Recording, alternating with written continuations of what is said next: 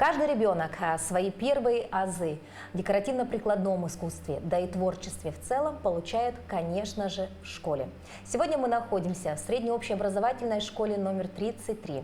И рядом со мной находится преподаватель по технологию и изобразительному искусству. Знакомьтесь, это Миргуяна Викторовна Игнатьева. Здравствуйте. Здравствуйте. И сегодня именно с ней мы познаем очень интересную технику, да? Что мы будем делать сегодня? Ну, сегодня мы с вами по мастер-классу выполним вот такую небольшую открытку по технике роспись по ткани.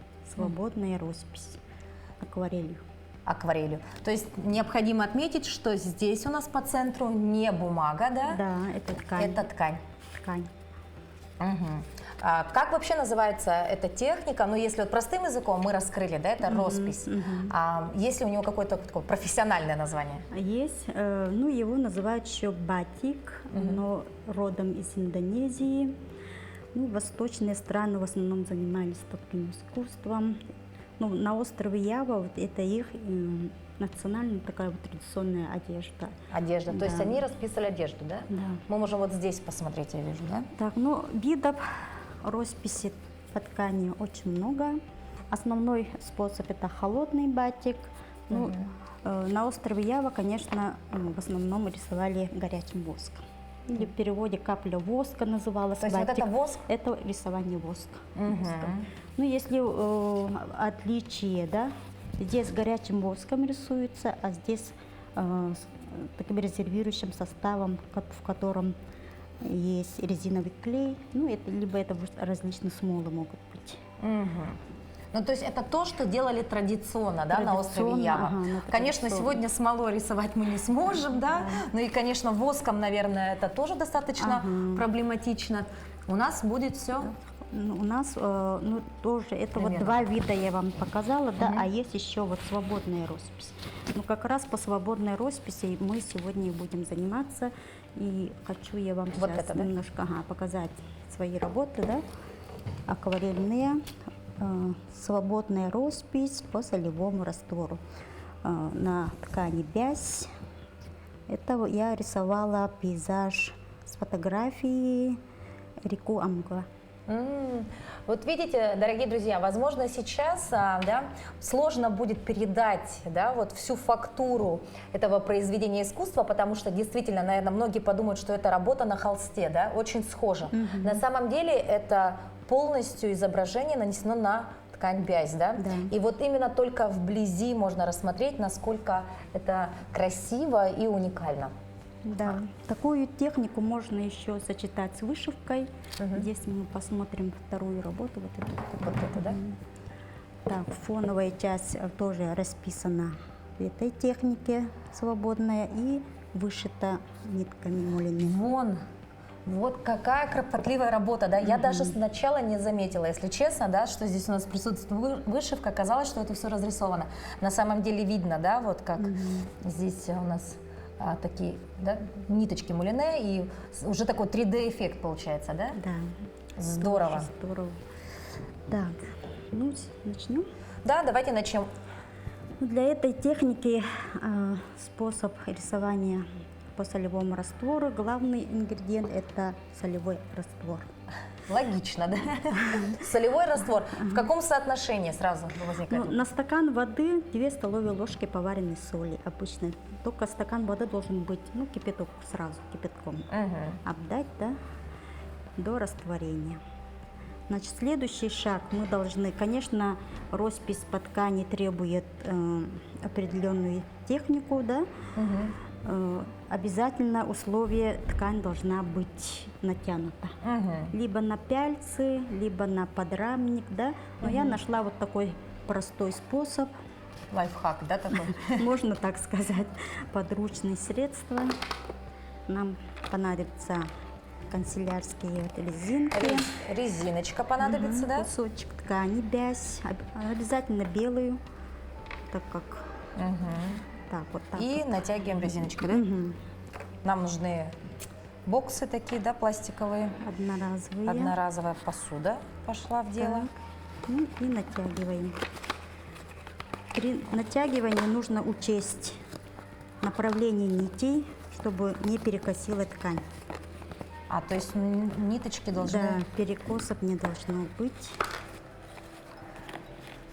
Минимум затрат, хотелось бы отметить, да? Да, да. То есть кусочек такой ткани несложно будет, да, найти? Ну и ситец недорого стоит. Недорого да, стоит, без да. ситец. Ну для такой работы и ситец пойдет, но она чуть потоньше, прозрачнее будет, но без лучше, чуть плотнее. Так, натягиваем по основе и утку. Так, по переплетению. Ну, чтобы вот ровная поверхность была. Так, проверите. Тянем немножко. Нам нужно кисти.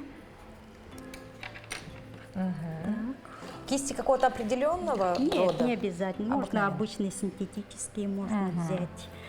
Так, ну главное условие, да, мы должны равномерно все это распределить по поверхности. Но надо это делать в 3 захода, так скажем. С каждый раз нужно дать высохнуть солевому раствору. Полностью высохнуть? Полностью высохнуть. А, то есть потом повторяем по второму, опять даем высохнуть. И 3-й раз. Тогда у нас получится такая вот Да, да. упругая, видите, да? А, то есть солевой раствор нам нужен для того, чтобы... Ну, ограничить растекание краски. А, вот в чем Да. дело. Поэтому... Если без этого рисовать, то все краски смешаются между собой, да, и такового эффекта вот акварельный Вот способ. я когда смотрела на вашу работу, хотела задать еще вопрос, а почему такие четкие линии? Потому что я представляла, что если просто капельку краски опустить на ткань, так это Вот же в все чем сразу секрет. разойдет. Секрет в солевом растворе. Это грунтовка называется, Ага. грунтовка. Но грунт можно еще выполнять раствором желатина, а можно и вот по солевому. Но я не пробовала желатиновый. Грунт всегда работала по солевому, как нас учили. Хорошо. То есть вот так мы оставляем, но это быстренько подсохнет, да? Да, ну это минут 15 сохнет, мы это повторим. Ну, процесс Да. чуть То есть, долгий. внимание, дорогие друзья, это только первый слой. Подсыхает наша ткань, затем второй раз тем же раствором, и потом только после 3-го раза можно уже приступать непосредственно к следующему этапу, да? Так, ну у нас заранее заготовлены, уже готовые высохшие грунтованные ткани. Надо отметить, что действительно стала твердая, да, все так можно даже постучать. Послушать, да. Такая у нас основа получилась, опять же, я провожу параллель, похожая на холст. Холст же примерно так, Да. фактура похожая и вот достаточно твердая поверхность Так, получилась. нам нужен эскиз. Ну, сегодня мы будем рисовать такого вот снегиря. Ну, попроще, конечно, будем. Так, карандаш простой нужен. Наносим эскизную работу. Ага. Рисуем посередине. Вы знаете, нарисовать шарик можно, нарисовать снегиря достаточно сложно. Вот вы как преподаватель, наверное, работаете и с младшими классами примерно. Ну, Уровень изобразительного искусства у них, как у меня. С чего начинаем? Так, с габаритных размеров птички. Высота, ширина. Ага. Примерно, да? Высота птички у нас. Так, ну, примерно вот так. Мгм. Ну и примерно ширину.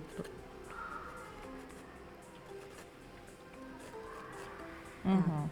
Затем отделим голову от туловища. Вот достаточный размер для...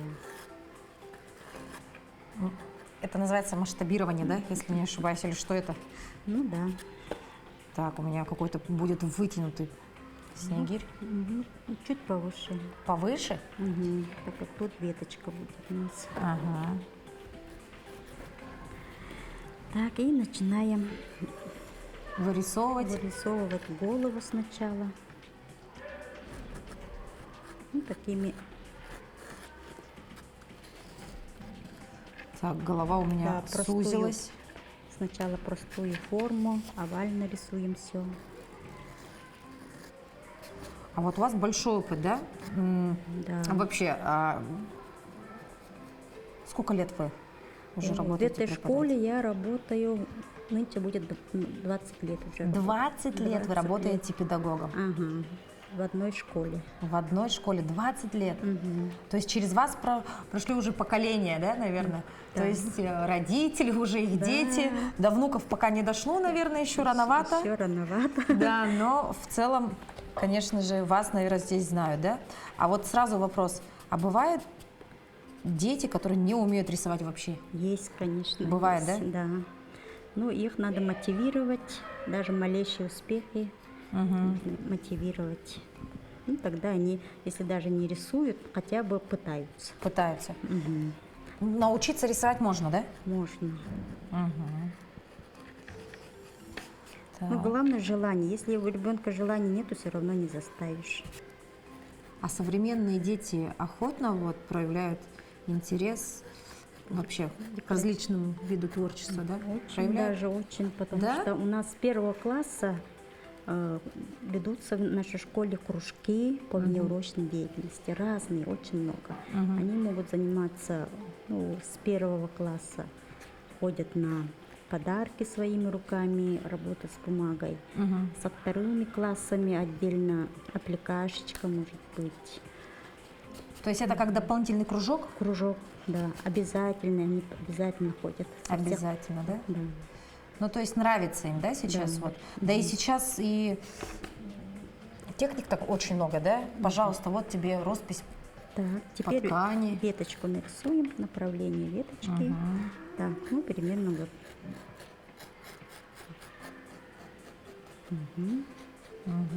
Так, одну веточку чуть сбоку.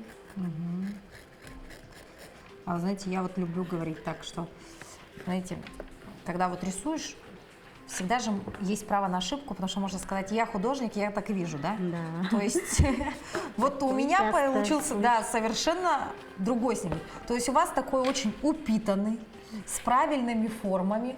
Мой же снегирь получился очень с большим туловищем и с Ничего. маленькой головой. Но опять же, С 1. да, можно сказать, это Да, за моя хороший работа, рисунок. мой снегирь, да. Значит, он таким и должен был быть. Акварель берем, да, обязательно? Акварель. Ну, я люблю акварелью рисовать. Ну, можно и красками для росписи по ткани взять специально, но я по такой технике люблю акварель рисовать. Ну, как учили нас. Да, да, да. А вот вы часто говорите, как учили нас, как учили нас. А у вас, вот этому вы обучались еще в свое время или это все-таки новые такие методики В преподавания? свое время. Тоже это было уже, да? Да. Так, то есть это У нас популярно целый предмет был А. по росписи ткани. Различные техники изучали, много различных техник. Так, кисти у нас вот здесь вот. Здесь нужны такие уже потоньше, да, наверное? Вам дам вот такую Хорошо. кисть, себе побольше возьму. Так, ну с чего начинаем, да? Ну, начнем с птички. Главное условие, здесь мы будем послойно. Сначала мы, конечно, краска будет растекаться. Поэтому краску чуть дальше от контура. Ну, надо посмотреть, насколько она растекается. Ну, начнем, допустим, с красного, да, с грудки. Так, чем больше воды, тем она растекаться будет. Если вы не хотите, чтобы она сильно растекалась, то краску гуще берем. Хорошо. Чем гуще, тем лучше, да? Ну, можно смело всю грудку раскрасить. Значит, в рисунке нам нужно передать объем, да, поэтому мы должны работать таким образом. Показать, где у нас светлые части и где теневая часть. Ну, представим, что у нас грудка вот как сфера, да, и снизу у нас теневая часть. Ну, начнем мы со светлого, поэтому чуть-чуть можно разбавить краску. Так, можно сидеть с тряпочкой, и если нужно, лишнюю влагу можно убрать, да? Ну, начнем вот со середины, так как у нас цвет сейчас ярко-красный, да? Начнем вот где-то вот отсюда. С середины животика, да? Да, краска сразу побежала, да, так? Ну, она сильно тоже не будет растекаться, но поярче возьмите цвет и поменьше воды. Так, если вы хотите оттенок более светлый, конечно, оно должно быть разбавлено, либо с разбелом, да. Но разбел не советую пока использовать. Так, вот на этом этапе мы давайте сделаем переход. Немножко добавим такой вот оранжевые, желтые оттенки, так как там они их присутствуют. Больше всего, что сегодня завораживает внимание детей? Рисование, лепка, может быть, что это у вас еще? Ну, для каждого, конечно, индивидуально, но в прошлом году я занималась, допустим, с первыми классами лепкой. Им очень нравилось. Они хотели и в этом году, но я в этом году поменяла на другое вид занятия уже. Они сейчас у меня занимаются бумажной пластикой, ну, в основном оригами. Ну, сейчас уже ручной работы совсем практически нету. Но швейные часы остались немного. Ну, в основном там еще у нас черчение добавилось даже. Еще добавились 3D моделирование, робототехника. Такие интересные уже названия, да? То есть ребенок развивается сегодня всесторонне, да? Мы всесторонне пытаемся вот на Раскрыть часах его. вот внеурочки, кружковой работой. У меня получился очень коричневый снегирь. Почему? Так, Неправильно смешала краски. да, краски тут. Так, получились не сочные цвета, да? вот. Тогда мы поступим так. Схитрим, да? Немножко подправим. Вот, получается сочнее. Прикроем. Так, А вот еще мы часто задаем вопросы. Бывает же так, что два человека один цвет видят по-разному. по-разному, да? Такое встречается? Встречается. Степень насыщенности света. Да. Ну, говорят, мужчины меньше цветов различают, Чем женщины, да? Говорят так. Тоже интересный факт. Для них розовое это розовое, а у нас цвет фуксии и так далее. Разные оттенки розового можно. Итак, мы завершаем процесс нанесения рисунка на наш кусочек ткани, да? Обратите внимание, два художника, две совершенно разных работы, да? Ну, конечно, не побоюсь сказать, что не вся эта моя работа, да? Конечно, С помощью да, учителя. с помощью учителя, педагога я справилась с задачей. И, в принципе, мой снегирь, он похож на снегиря. Это уже хорошо, да? Но отличительной чертой этой техники, да, я бы назвала то, что здесь есть право на ошибку. То есть, если вдруг у вас голова стала чуть больше или много темного, вы просто берете волшебную белую краску, сверху, когда уже подсохнет, да, первый слой, наносим, и, соответственно, у вас опять вновь белое полотно, на котором вы можете исправить те или иные свои ошибки. Это очень удобно. Поэтому вот рисовать на ткани не бойтесь. Тут всегда есть, так сказать, возможность исправить свою ошибку. Хотя поначалу, когда я только стала наносить, было страшно, потому что все это растекалось, убегало. А на самом деле ничего страшного в этом нет, и все можно исправить. Хорошо, что мы делаем дальше? Дальше мы контурно уже начинаем к завершению работы. Это вот какие-то подчеркиваем детали, детали на клюве. Это вот тот случай, когда мы работаем с густой краской, практически без воды, да? Да, обязательно. Условие – это сухая кисть. А есть ли какие-то, вот, допустим, правила по такой технике, как батик, которые вот категорически, да? Ну, допустим, может, нельзя использовать какую-то ткань, которая вообще никогда не подойдет, или, может быть, нельзя использовать какие-то определенные краски. Вот что не любит техника батик? Ну, искусственные материалы, конечно. В основном это все делается на натуральных тканях, как хлопок, либо натуральный шелк. Ну, тоже можно подобрать краски. Есть акриловые, похожие на гуашь. Они тоже, ну, ими тоже можно поработать на искусственных тканях. Но искусственные ткани можно, но если вы ее, ну, на картины можно, да. Но если вы носите, допустим, футболку красите и так далее, тогда уже лучше натуральные. Ниргуяна Викторовна, ну по мне так шедевр. Да. Шедевр. А далее какой этап у нас следует? Так, далее мы должны уже готовую работу просушить. После того, как она просушилась, нам нужно ее снять А просушить нужно полностью, да? полностью. Ну, то есть это потребует некоторое время, Время, да? да. К сожалению, мы не можем, да, показать этап, как это будет выглядеть в финале, но вы уже подготовили, да? Да, у нас есть уже высушенная работа, и мы ее сейчас снимем. Ага. Просто снимаем.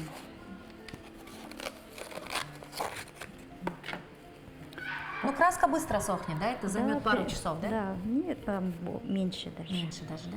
Ну, И можно ускорить процесс феном, да. А далее Далее мы погладим немножко. погладим прямо поверх краски Нет, через бумажку. через бумагу. Хорошо. Так, просто прикладываем бумажку и начинаем гладить.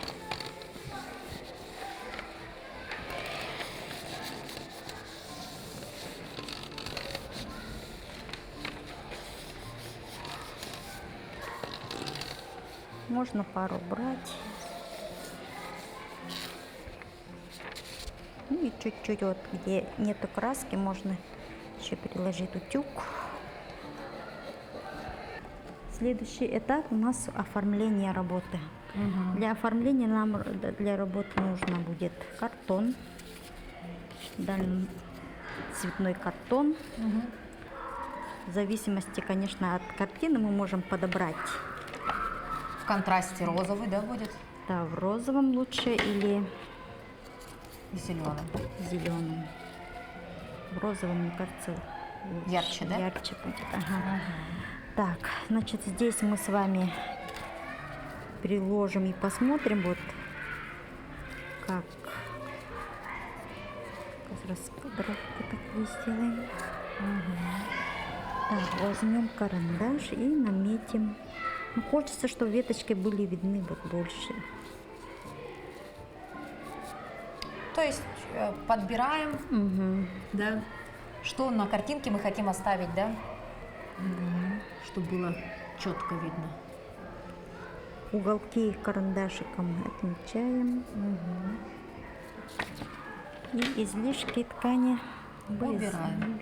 вырезаем. Оставляя припуск где-то для склейки 5 миллиметров.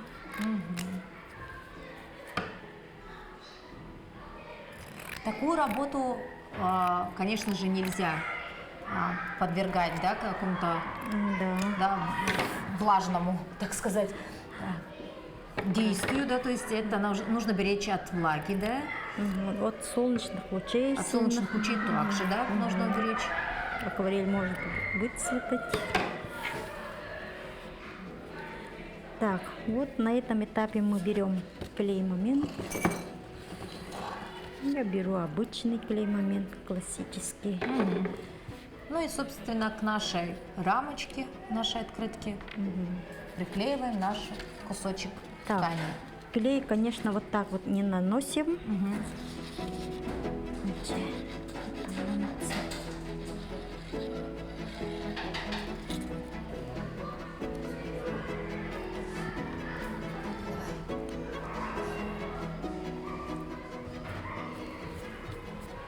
Так, наносим. Так, теперь аккуратненько надо чуть-чуть подтянуть.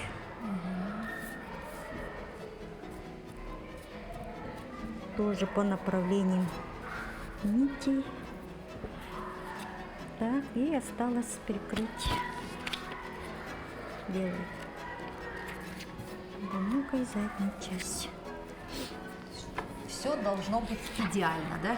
Эстетично, красиво.